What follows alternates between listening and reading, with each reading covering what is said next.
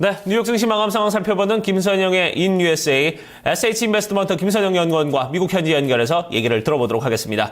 연구원님 안녕하십니까? 예, 안녕하십니까. 김선영입니다. 네, 자 뉴욕 증시 3대 지수 지금 혼조세를 보이고 있습니다. 아무래도 좀 원인은 그리스에서 출발하지 않았나 이런 생각이 듭니다. 어떻습니까? 예, 그렇습니다. 오늘 뉴욕 증시는 보합권에서 지수별로 등락이 엇갈린 혼조 양상을 보였습니다. 그리스 관련 불확실성이 높아진 데다 개장 초 잠시 상승하던 국제 원유 가격이 오후 들어 하락세로 돌아선 것이 오늘 증시의 부담이었는데요. 그리스 의회가 3차이자 마지막 투표에서도 대통령 선출에 실패한 데 따라 안토니오 사마라스 총재가 의회를 해산하고 내년 1월 25일에 조기 총선을 실시하겠다고 밝혔는데요.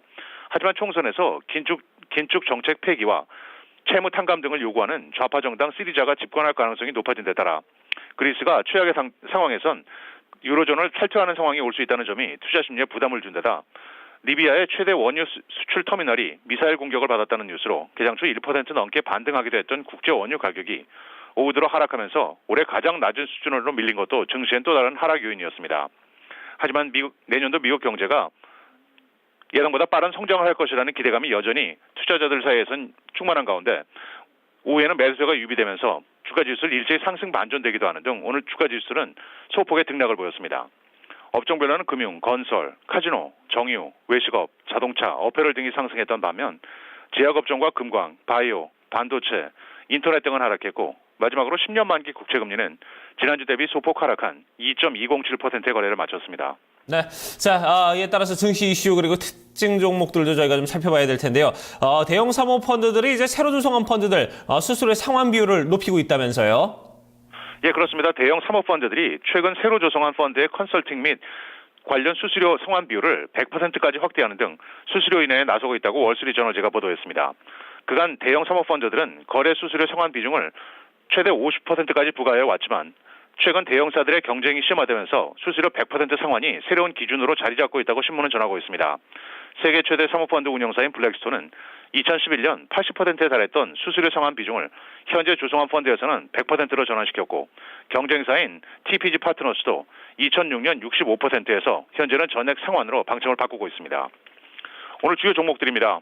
경제주간지 배런스가 2015년 최고 유망 종목으로 선정했다는 소식과 증권사 모간스탠리가 목표 주가를 110달러로 높였다는 소식에 제약업체인 길리아드 사이언스가 3.7%의 오름세를 보였습니다.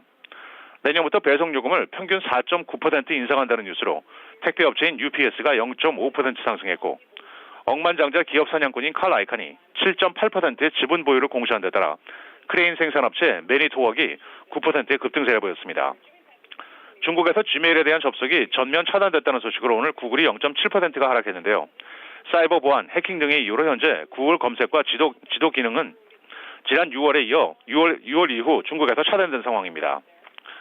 증권사 골드만삭스가 목표 주가를 90에서 96달러로 높이는 등 매수할 것을 고객들에게 권했다는 소식에 에너지 업체 필립스 66가 0.5% 상승했고 마지막으로 지난 주말 개봉한 영화 인터뷰의 온라인 다운로드 건수가 예상보다 다소 적은 200만 건, 액수로는 1,500만 달러의 수입을 기록하는 데 그쳤다는 소식에 소니의 주가는 0.5%의 약세를 보였습니다.